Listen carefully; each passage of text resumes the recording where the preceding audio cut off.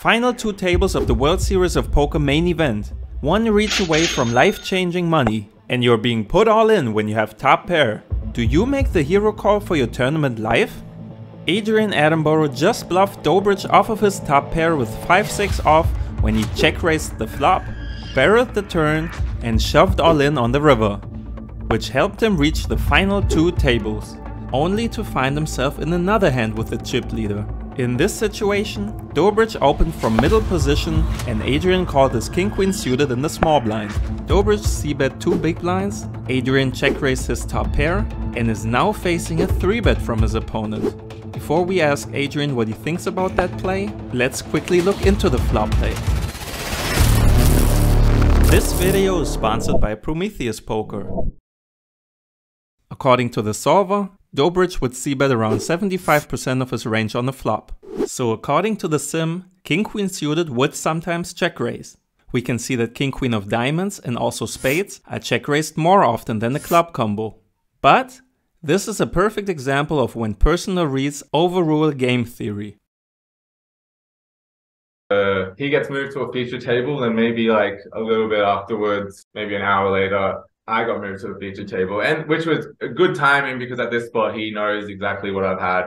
We've gone on a break, and then he's come up to me on the break, being like super upset he didn't hero me, and I'm like, I can't believe he wanted to hero me now. So now I know that like he's wanting to hero call me and call me down. That's why like I'm not 3-betting the king queen suited pre, and I'm check raising the flop always. It's just like maybe in an ICM spot, or like getting deep, I wouldn't always check raise. I didn't know he was opening that wide, but just because he came up to me and said he was going to hero that river, like I get to this spot and I'm like, I'm loving life because of how wide he's opening his king.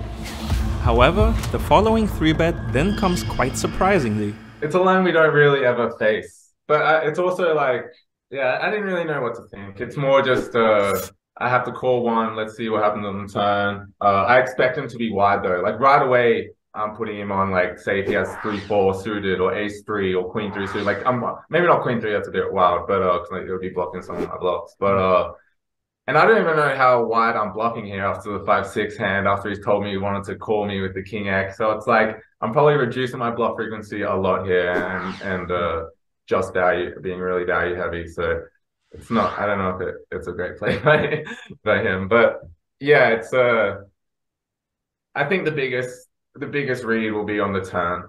The solver agrees with this, as it would never have imposition 3-bet here, which means that the solver's tree ends here, and we're off on our own for the rest of the hand, proving that having individual reads can make or break a hand for you that you're playing in real life. You can also go through this simulation by clicking on the link below or scanning this QR code. The turn is an offsuit 6, very much a blank.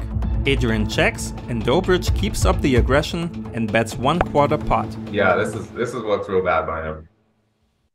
Makes no sense to go small, like, right? Like after I check raise and then called, I'm pretty much saying I have value. So if he has a hand like pocket 3s or pocket 10s or like ace king, there's some shit that he's like repping, or aces even, like he's just gonna want to start getting the value on the turn. Like why would he want to bet a 1/4 pot and give my like queen jack a price to get that? This is just my reads on what I'm thinking he's thinking. So like at the time in game, it's obviously not a good theoretical thought process, but yeah, it just didn't make any sense at the time, and I was like, he has fucking kings right now, but then that makes no sense. Like, why would you be 3-betting the flop? Like, why would you not? I just blasted off 5-6 into you, so it was like, not like slow plays didn't, like fast play value didn't make sense, and then now his turn sizing, yeah, alarm bells were going on. So Adrian calls, and we see a deuce on the river, another blank.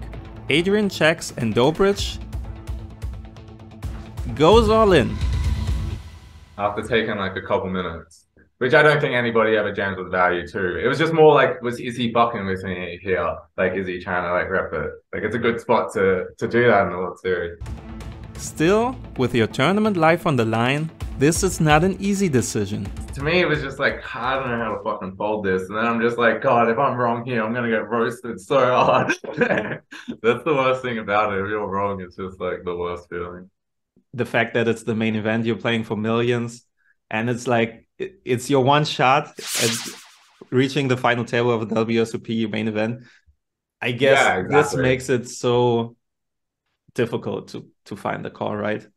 Or does this But go yeah, through your head? I guess I'm never really thinking about. Yeah, I wasn't nervous in this spot. It was more just like so it's a spot where you could just be so fucking wrong, or you're gonna be right. It's probably not really the in between. Like he's not balanced in this spot, right? Like Yeah. it's just a spot he's decided to just go absolutely ham. So, and the one thing about the World Series of Poker is there's people calling kings pre-flop, not three. Like they're all so wild that you have no idea that what people are playing. Like people have three bet me with seven deuce off, but then not three bet me with like ace king, small blind versus big blind and shit. So it's just all about what reads do you have on that player, what range are we assigning him, and then a big thing is he capable, which a lot of players aren't.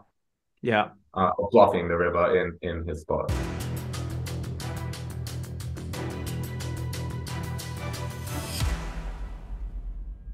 Yeah, turn size plus river tank. It was like kind of that's what made me call on the end.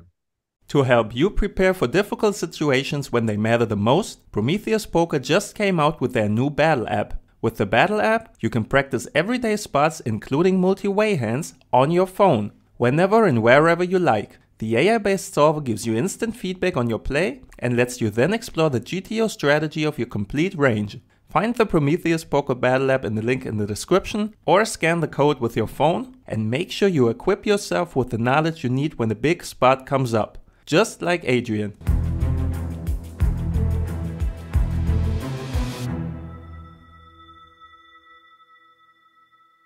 This is a pretty big pun right here. Holy shit. Yeah, exactly. But at the same time, I don't know.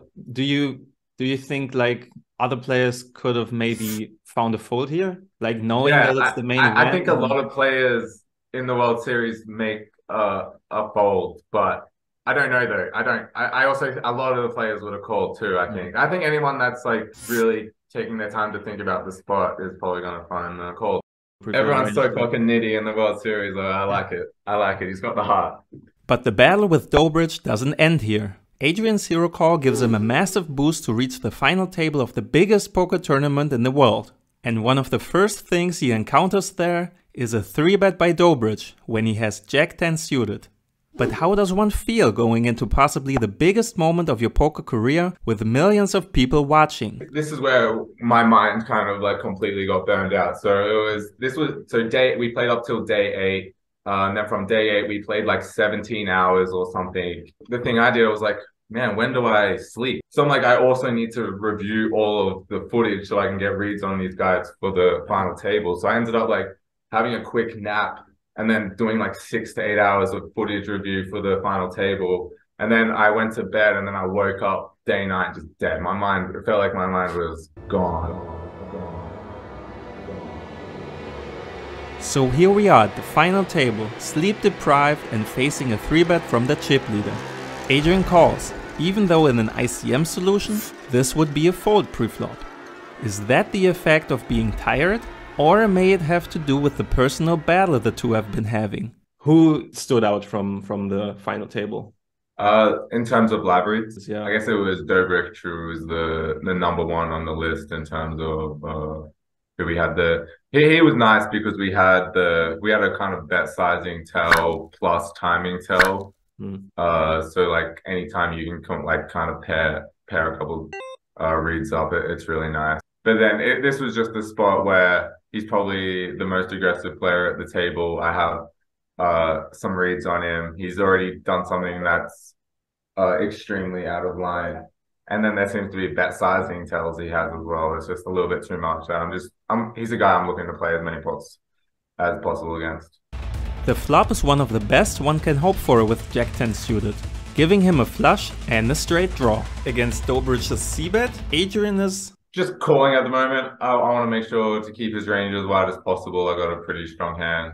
I want to just see the turn. I'm not really looking to get my chips in. The turn being the 9 of diamonds and making Adrian his flush should be great news. However, when Dobric c-bets for 1/3 pot, I instantly thought he had value with the way his timing of his bet and the way he puts his chips out. It was just on the footage. my friend and I, Cale Burns, went over it, and this was like a pretty big read. I was hating my life on the turn. It was like I wasn't liking it because everything we've done our study on was just the aggressiveness of the bet, the way he stacked the chips, the timing of it. It just all seemed like value. It was like I wasn't loving life. It come down to how he played that river. If he then did a very aggressive line again, you'd probably see a record tank from me there. The king on the river becomes more of a card where it's not a great bluff card for him because it boats me up a lot. So then all of his like ace-10 offsuit with the ace of diamonds, ace-jack offsuit with the ace of diamonds, that would be 6 combos if he decided to like play that. And then he would have to bluff that river. So it would come again, like it would put him in a really tough spot. Like if he took 20 seconds on the king, on the repeat king, and then put it in my eye and went all in, and then it's just like we have a read that he took 2 minutes or whatever with ace-4 off before jamming on me. It's just a big discrepancy in a spot that someone might just find it hard to bluff. He just might not go with it because I've already heard him. It's like, imagine if he does it again like a crazy bluff and then I just call. It's like he'd be getting absolutely roasted. There's a lot of heat in that moment, you know? Like even when we sat down for the final table, he like said to me, he's like, "Oh, I made you famous with those 2 hands." Like he obviously he had to read it. Whether I'm able to fold in that spot, I have no idea. Like that's where it all comes down to it. But like looking back, it was like knowing on the turn my thought process, I was very sure he was weighted towards value. That could be wrong, but and then so yeah, who knows? I'm just glad I went check. Which will probably let you expect your jack high flush to be good. But Dobric checked back the nut flush. Is that a good play? Well, when checking the solver, we again find ourselves in a part of the tree that is not happening in theory. The solver would not only dunk bet jack 10 of diamonds, but also all other jack 10s on the turn. Yeah, that makes a lot of sense, honestly. This would have been showing my like rustiness in the game. Still, let's see if Dobric's hand would have been a shove according to the sim. He also is holding bad blockers to my calling range, so... Yeah, actually that's what the simulation says as well. So on the river, the hand is not in there anymore, but what you said about him blocking your calling range is actually true in the sense that the simulation likes to not bet ace-7 suited for 100%. Like it even checks back some of the time. But ace-7 is basically the only ace-x combo that does so. And so I looked into it. And I think the reason is that in the simulation, you would check call or bluff catch some pocket 7s with the diamonds. I think that's the only reason. And you have no 6s, you have no 5s in your range, which means that ace-7 blocks some of your potential bluff catching range. But I think that's, I don't know what you think, but I think that's a great example of where solver simulation results are like so specific that it's not really applicable to real life game. To make it a bit clearer what I mean by this is that the ranges that the solver is working with can of course be different in reality. So if Adrian in this spot would not get to the river with pocket 7s or never bluff catch them against the jam, the solver's optimal shoving range for Dobric would look quite different.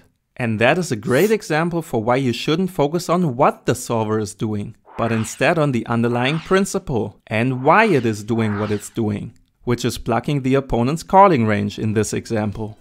The battle between Adrian and Dobric ends here.